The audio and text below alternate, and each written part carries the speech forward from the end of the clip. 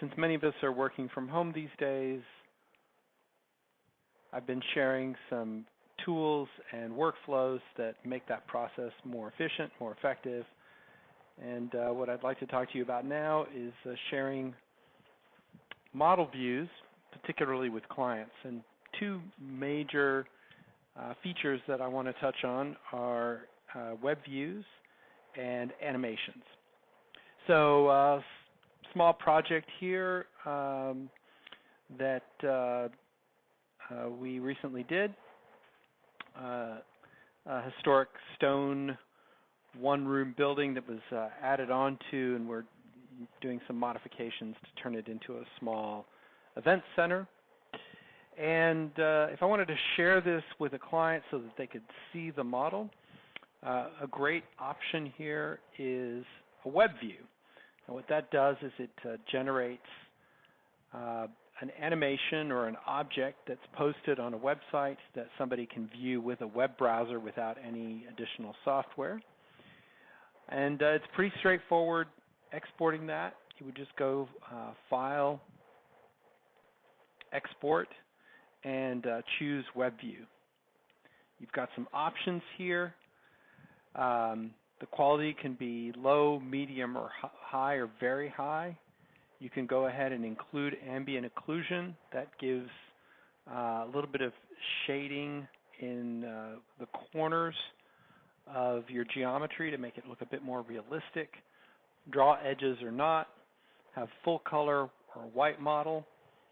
Include a clip cube if that's already in your view. All your visible objects are just the selected objects.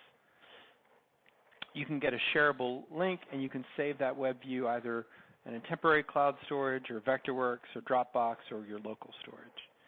And you can even choose your own logo instead of the default Vectorworks logo. I tend to find that with any but the most simple models, medium to high is about as high as you want to go. Very high, you tend to get so many polygons that it might be difficult for people to view that on certain devices. When your client views a web view, they're going to do that from a browser. You'll send them a link. They'll open the link, and the browser navigation will allow them to either essentially walk around the outside of the model or walk through the model. And the navigation is different on a flat screen device like a tablet or a smartphone than it is on a desktop. With the tablet or smartphone, they get to move the tablet around in order to navigate, so they're actually using the accelerometer built into the device for their navigation, whereas with the desktop view, then they need to use their mouse to click and drag and so forth. I've had some clients report that they have difficulty in navigating the web view. Some people take to it very easily, and for others it's more difficult. But again, it's the same link that you're sending to everyone, whether it's whether they're going to view it on a computer or some sort of a device. And you may want to experiment and see what settings work best for you. Something to think about with the web view is that it's interactive. That is to say, the client or the viewer gets to decide what they're looking at, and that's great. But they can theoretically go anywhere into the model. So if you're showing an interim design that isn't completely finished, not fully baked, there might be some parts of the model that you're not ready to share because you haven't worked them out yet. The web view is going to allow the user to see everything, so keep that in mind. Another option that is a little bit easier to use, sort of foolproof, but not quite as compelling, is to do an animation. I do these quite a bit, especially when I'm explaining a building to a potential contractor, for example, or showing it to a client for the first time.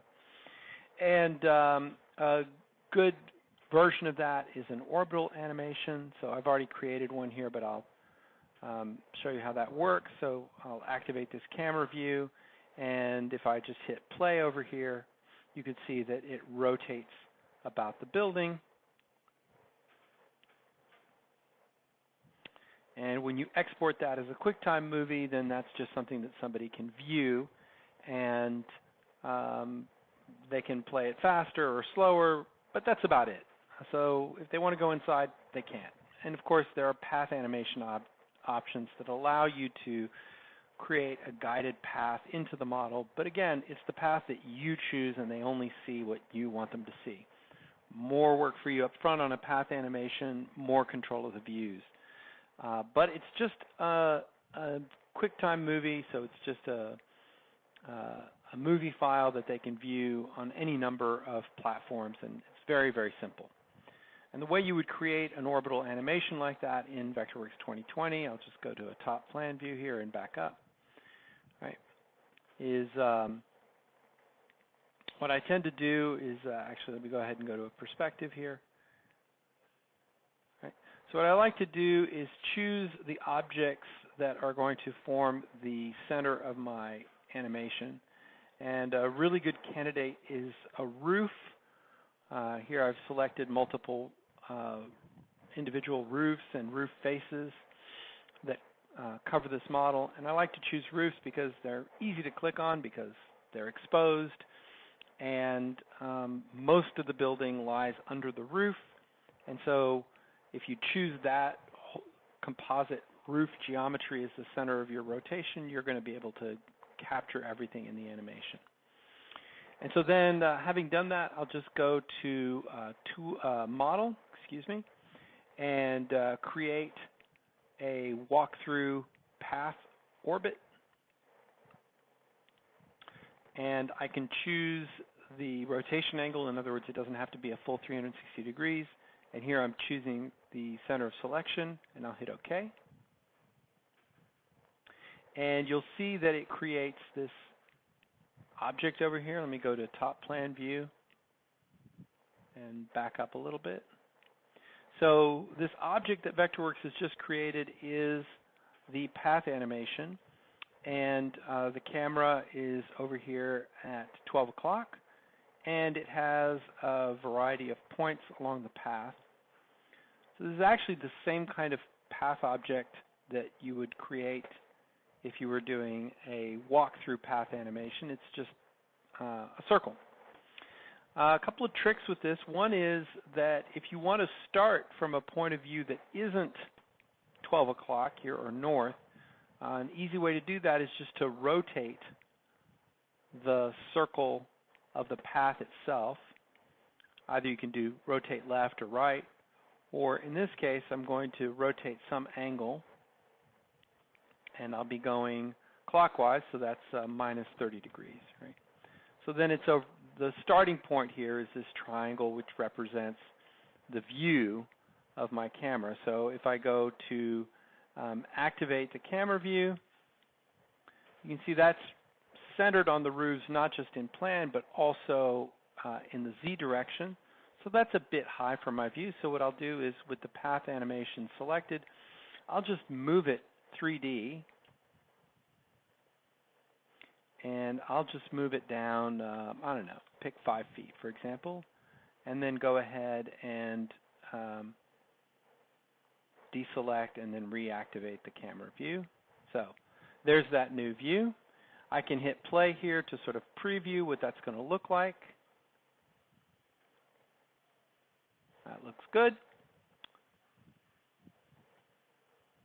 And then I can go ahead, when I'm ready, go ahead and create the movie from down here, choose how long it is.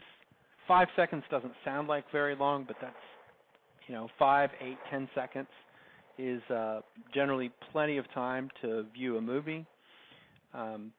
24 frames per second is a good kind of mix of quality and not tremendous file sizes. And here I'm just doing an OpenGL rendering. Here are all the settings. It's just taken the settings from the view that I'm in and copied them over. And I can either process it on a local computer or the Vectorworks cloud. And I like to use a standard size of 1280 by 720 pixels. There are some other standardized sizes that you can choose. I can do custom proportions or screen, and then I'll go ahead and save the movie. Here it is. I'll save it to my desktop. Having trouble typing today.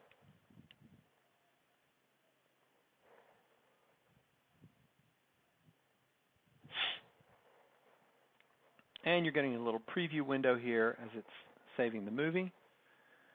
And then I'll go ahead and place that file somewhere on a cloud, Drive, Google Drive, Dropbox,